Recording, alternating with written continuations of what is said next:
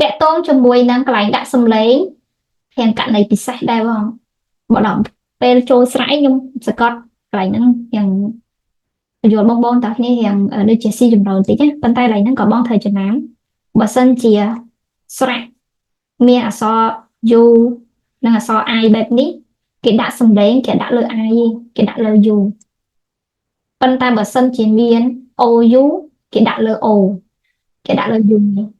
ប៉ុន្តែបើសិនជាមាន IE គេដាក់លើ I គេដាក់លើ E បើសិនជាពីរនេះគេដាក់លើ U កន្លែងហ្នឹងក៏បងត្រូវចំណាំដែរការដាក់សលេងតែខ្ញុំសុំបន្តតិចឈីបងសួរបានបងវាសនាសួរបាន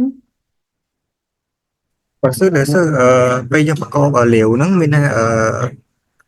L I ហើយនឹង U យើងប្រកបអក្សរ L ជាមួយនឹង I ហើយបើយើងប្រកបជាមួយនឹង U តាមក្រោយមែនទេអត់ទេបងអក្សរ IU នេះគឺស្រៈអ៊ីវស្រៈអៀវគឺលើដាក់ស្រៈអ៊ីវលាវដែរតែបងតន់ទេបង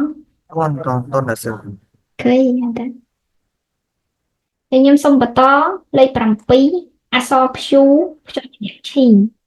ឈីជាមួយសអ៊ីបងអានថាឈីឈីអ៊ីឈីអត់ឈីអ៊ីចេញឈូអីណាឈីអ៊ីឈី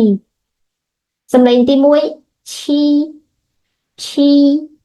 ឈីលេខ7សួរសរសេរជាងគេ